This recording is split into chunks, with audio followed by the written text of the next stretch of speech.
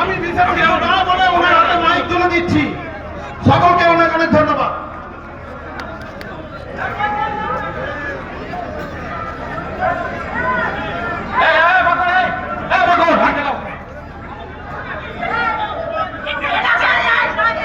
মিছিলের শেষ এখনো প্রায় অনেকটা 1 কিলোমিটার, যতদূর চোখ যাচ্ছে মিছিলের কালো মাথা। আমাদের উপায় নেই, কারণ বিজেপি আর বিরোধী দল নেতা হলে অনুমতি পাবেন না। আমরা হাইকোর্ট থেকে 5 তারিখে গেছিলাম পারমিশন নিতে, তারপরে এখানকার পুলিশ বাবুরা বাধা দিলেন পিসি বাবুর কথায়। আজকে অনুমতি দেওয়া হয়েছে, কিন্তু আমাদের 5টার সময় শেষ করতে হবে। তাই ইচ্ছা থাকলে উপায় নেই। অনেক সুবক্তারা আছেন, নেতৃত্বরা আছেন। মিছিলের মুখ এখানে, লেজ অনেক দূরে। উপায় নেই, আমাদের হাতে 11-12 মিনিট আছে। আমরা এদের সুযোগ দেব না, শুধু চিনে রাখছি এদেরকে, চিনে রাখছি। বদলা হবে, বদলা হবে, 26-এ বদলা হবে, বদলা হবে।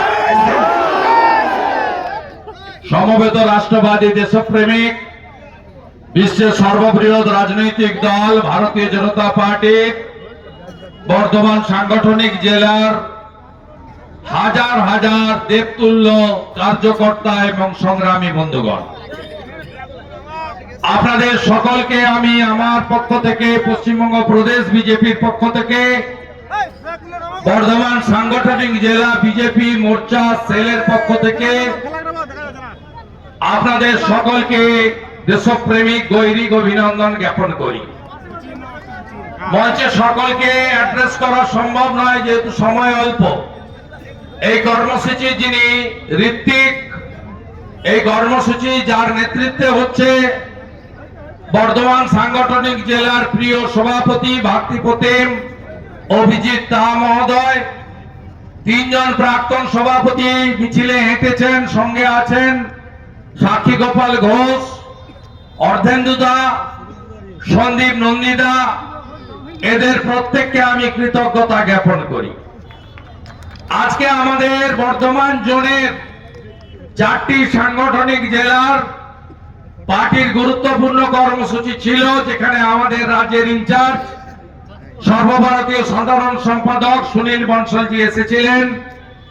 তাই কয়েকজন জেলা সভাপতি যারা আমাদের কর্মসূচিতে একসঙ্গে হাঁটলেন, মঞ্চে আছেন বীরভূম সাংগঠনিক জেলার সভাপতি ভাতৃপ্রতিম ধ্রুব সাহা এবং আমাদের কাটোয়া সাংগঠনিক জেলার সভাপতি আমাদের বন সম স্মৃতিকণা বসু মহোদয়া সহ সম্মানিত মঞ্চ।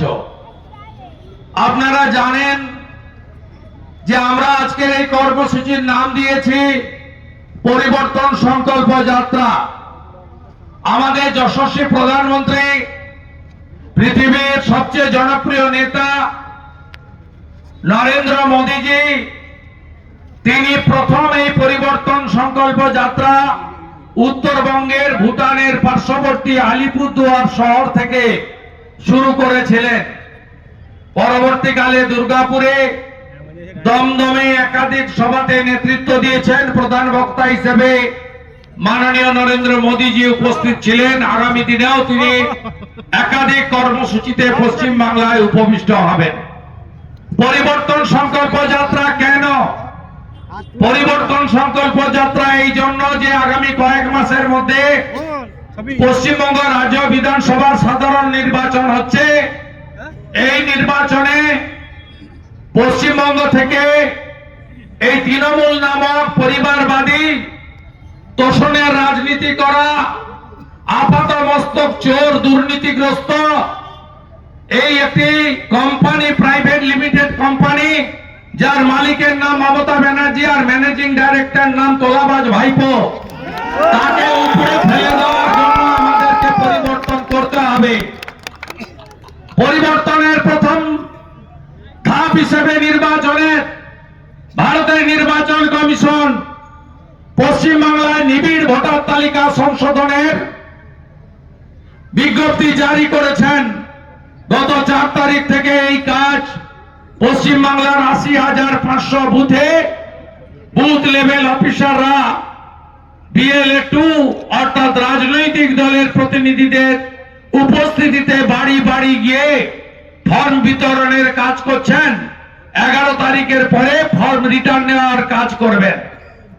সমগ্র প্রক্রিয়া শেষ হয়ে 7 ফেব্রুয়ারি 2026 চূড়ান্ত ভোটার তালিকা প্রকাশিত হবে এবং এই ভোটার তালিকাতে এপ্রিল মাসের মধ্যে ইলেকশন করতে হবে। কারণ গত 2021-এ 5ই মে রাজ্যে সরকার তৈরি হয়েছিল। এবারে 4 মের মধ্যে রাজ্যে নির্বাচিত সরকার তৈরি করতে হবে, নইলে অটোমেটিক কোর্সে রাজ্যে রাষ্ট্রপতি শাসন হবে। স্বাভাবিকভাবে এই SIR এর এটা নতুন কিছু নয় বন্ধুরা। ভারতবর্ষে স্বাধীনতার পরে 8 বার SIR হয়েছে। কখনো কোথাও এই জটিলতা, মিথ্যা প্রচার, মমতা ব্যানার্জির মতো মিথ্যা প্রচার, তৃণমূলের মতো মিথ্যা প্রচার কেউ কখনো কখনো করেনি। স্বাধীনতার পরে 8 বার হয়েছে। আমাদের এই রাজ্যে শেষ SIR হয়েছে 2002 সালে, যার ভোটার তালিকা 2003 সালে প্রকাশিত হয়েছে। সেই তালিকাতে নির্বাচন হয়েছিল লোকসভা 2004 সালে, আপনাদের নিশ্চয়ই স্মরণে আছে। এই ভোটার তালিকায় 2002 সালে SIR এ পশ্চিমবঙ্গে 26 লক্ষ নাম বাতিল হয়েছিল যুক্তিসঙ্গত কারণে। তাই SIR নতুন নয়, কিন্তু তৃণমূল যে ভাবখানা করছে